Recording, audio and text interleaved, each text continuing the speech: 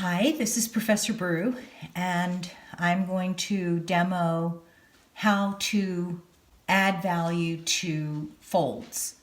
I have a still life set up in front of me, and as you can see, I also have a 10-step normal value scale here. You can use any value scale that you want. This is normal. There's high key and low key, as you know. The thing that I noticed that we're having challenges with is making sure that we get all 10 values into our still lifes. And it's important because you really need to have contrast in order to see the variations and also to create the three-dimensional illusion on a two-dimensional surface. Underneath here I have my drawing is started. This is the direction of my light. I started by drawing my negative space, so I just went around the object and using a light grip on my pencil, I just filled in the negative space to get the basic shape. You can see that I have some pipe folds here, a couple of little inert folds. Then I went around the object. I left this edge light. I came in here very lightly and then pressed a little bit more and got a darker edge because it's in shadow. This fold here is on the light side. It comes in here a little bit more and then comes out and around. It hits the floor here. This is all dark down here, so the line is a little heavier, a little darker. Then this is another pipe fold. It's catching the light right on this top edge, so I'm going to lighten that line. And then as it goes back and away from the light, it's going into shade. So now the next thing is to start adding my values. So what I want to do is I want to look at my still life and I want to identify this is the light side, so I want to identify where the lightest areas are going to be. The lightest areas are almost always going to be right on the edges of corners that stick up, where the darker areas are going to be, and those areas are going to be in the shadow. And you can see that as I go along, I'm making adjustments because every time I look at this thing, I see something that I didn't see before. It's important to me and to you to get, I'm just going to add a little bit of real estate here. Isn't that great that you can do that? So that this composition isn't squished on the edge of the page. So now this can come in. This can come out and curl back around here. And I'm just letting these contours do what they do. And each time I look, I learn something new. So I just make a little adjustment. At some point, you have to just say, enough is enough. But you really, really, really want to try to see as much as possible to really get the feeling for the cloth. So this is the line work. The next thing to do is to look at my values and say, okay, where are my darks and where are my lights? Well, I know certain things from shading a sphere.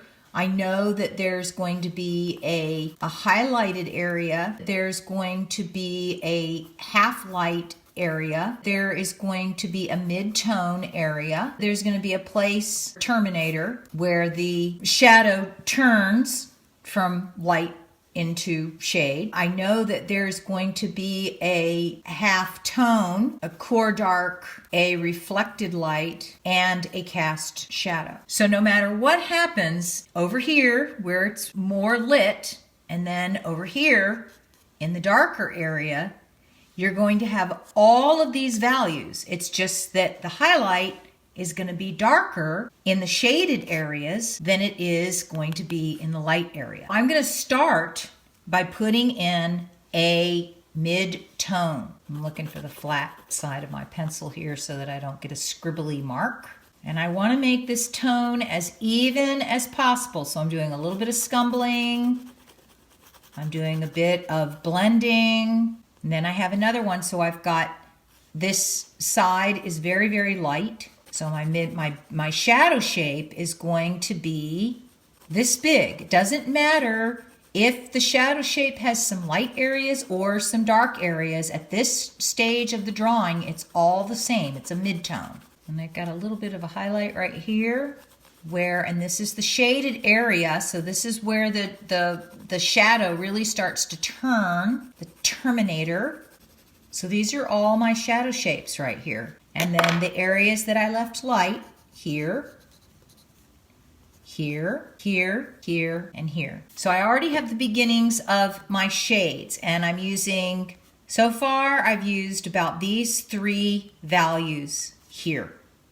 Okay, now I'm ready to go in and start adding other values that I see. So I'm going to come down here and I see that I've got a shadow shape that kind of comes out like this, and it goes in, comes out again, and it comes out here like this, and it just touches that edge and then comes back up. And this is a shadow shape that's about this value right here, if you can see that. So it's from the darkest, it's the 4th one in. I'm going to start off a little bit lighter, and the object is to make the line that I just drew for a shadow shape disappear, because it is a form shadow.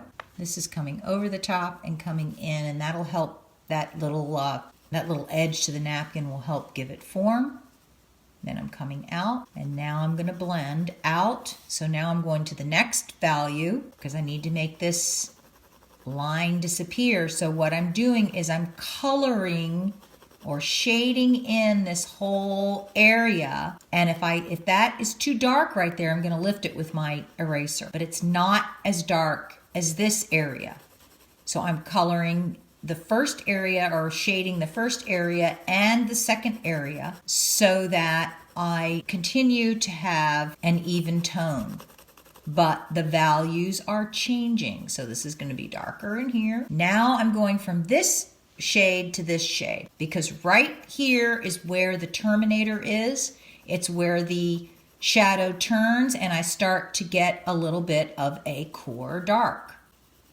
It just barely touches that edge. Notice I'm doing a little scumbling now and pulling all the way back into here, where I'm now getting a little bit of a cast shadow as this goes behind this other fold. So I've got my terminator, I've got a half tone, I've got a mid-tone, and then I've got another little core dark area in here.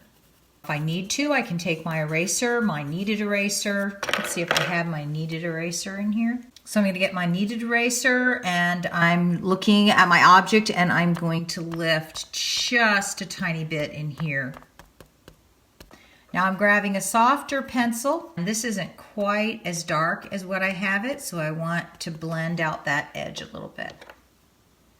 All right, now I've got another highlighted area, but right on top of that is a little bit of a half light, or what I like to refer to as a 10% tone. It's also, I want to make a correction here because this is flaring out as it comes down, and I want to catch that weight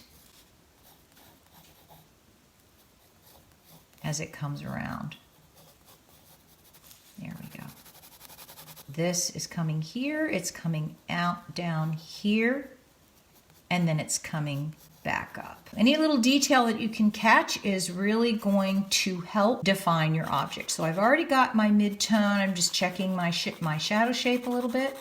It's hitting a surface here and then coming up, so it's lighter here and darker here. So it's coming over, in, and up. So there's going to be a shadow here. It's pretty light in here, but pretty dark in here. I'm going to switch my pencil. This one is a little bit softer lead. This is pretty light in here, and then gets a little bit darker in here, and then down here, this is casting a shadow here.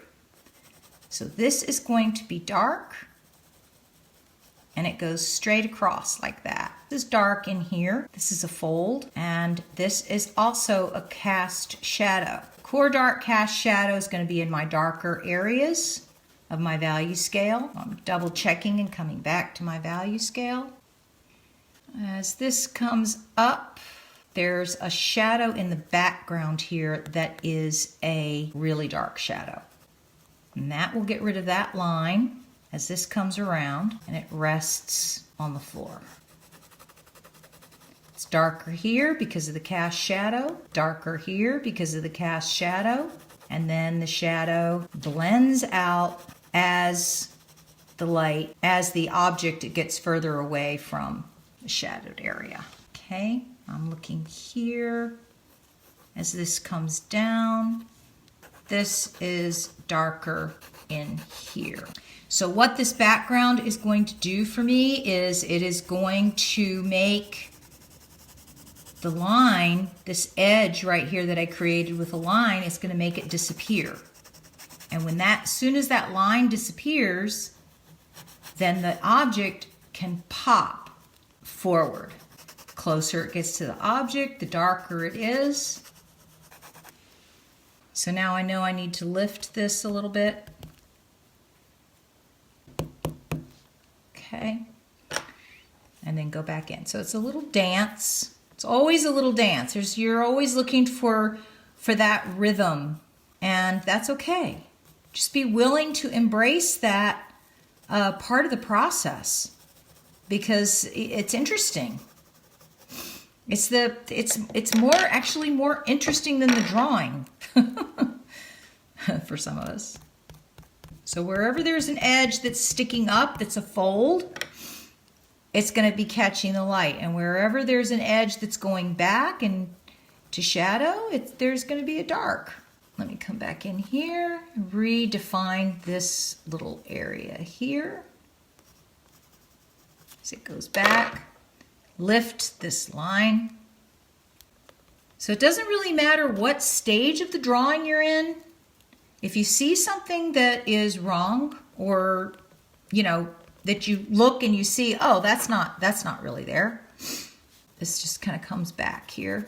So see, I just darkened that a little bit to make that line disappear. Then I darkened that value behind it because this is white fabric and this is the table. And I need that white fabric to always read as white.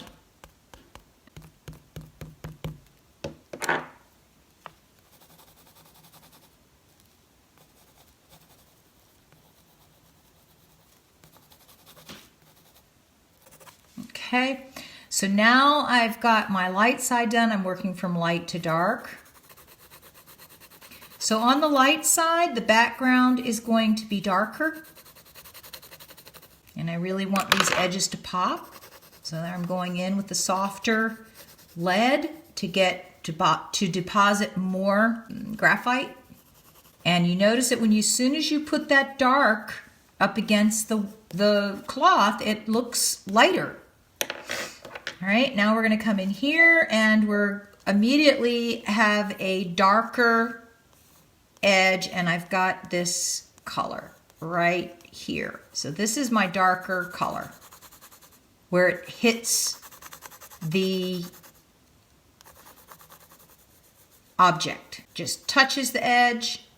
I can still see this. So I'm going to make this a little darker. So each time I color over it, it's going to be even darker. But I'm noticing that inside here, my values are getting it to this level. It's not a straight line all the way down. It comes out, it goes in, and it comes around where it touches. So I've already made this line here, so each time I color over it, it gets a little bit darker. Now I want to clean this eraser a little bit and lift here because there's like light shining through. So I'm just lifting it a little bit. And now I'm going to come in here and I'm going to come down from the top. This is a value. It's not white. This is darker, but not as dark as this little valley. So in other words, it's coming up, over, up, in, up again. And there is a shade back here. Now remember, you don't want to put dark on the edge. So we're going to come right in here and I'm going to leave this like a mid-tone or reflected light color, and then I'll make this dark back here. And this also is dark. I've got this line here. I want to make sure that stays there because that's part of my detail. And then this stays a little bit light. This is a terminus here. And this goes dark and it comes out and around. But I got to make that line disappear. So this has got to be darker, but not as dark as over here, because I have a reflected light situation, and the shaded area, the background, is going to be lighter than in the light area. So over here, this is darker because this is lighter. And over here, this is darker, so this is going to be lighter.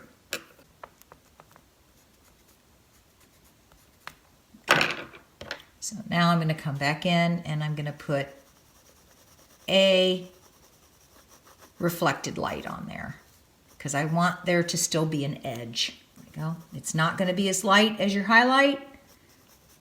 This is in shade, so it has a value. This is coming up, over, around, and then it's coming back down like this. This is an edge here. And back here, this is in shadow. And it's darker back here because it's cast shadow. So I'm thinking, all right, this is coming up. It's a highlight here. It's a terminus here. And all I'm doing is drawing the shadow shape. It's going in here, just coming in a little bit. It's darker here. It's just touching that seam and then bouncing back up. Okay, I just learned something new. So there's that sort of dark area right there, that core dark cast shadow. So this is casting a shadow here. So it just goes in here, but it's not a solid same thickness all the way down. It's heavy here or wider here as it goes into this little valley. And then as it comes here, it gets thinner. Then it comes down. And then it comes in here and gets a little bit darker and a little bit heavier. Okay? So I want to just lift this ever so slightly.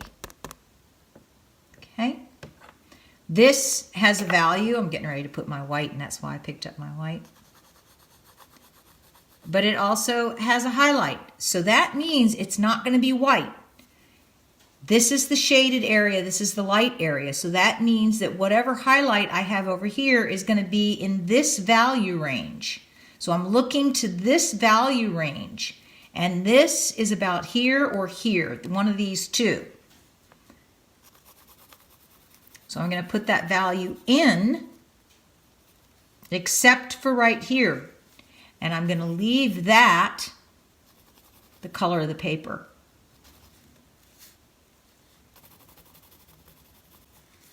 These methods really do work, kids. I've got a reflected light here, and I've got a core dark here, core dark cast shadow, and I've got a core dark here with a reflected light. I'm going to look at these two areas on my still life now to compare and see if the value, the lightest value here is the same light as this. So right in here it's a little bit lighter, but right here it's a little bit darker. So I need to lift this. There we go. This is looking pretty good. This is looking pretty good here. This has got a little bit of light on it. Right here. This is a little darker in here. This is darker. And remember, whatever I put here, this color is going to go here. This value is going to go here, which is going to make this look lighter. Really have to kind of pay attention to how light affects value. So I'm letting this little area back here go back into shadow. Pulling this shadow down and straight across. Highlights. Okay. So now I'm going to go in with my white, and I'm going to have a little bit of white right here. And you notice I'm not putting it on the edge and I'm not putting it right next to the black. I'm going right in between there. I am going to carry it up here just a tiny bit. I'm not putting in any here, but I do have a little bit here, right in between. I'm leaving a space of the color of the paper, which is white, in between where there's gray, always. And this kind of goes all the way up. And there's quite a bit right here. So this little fold right here is catching the most light. If you're not careful and you go into the gray, you're just going to get a gray, smudgy area that's going to be really hard to make go away.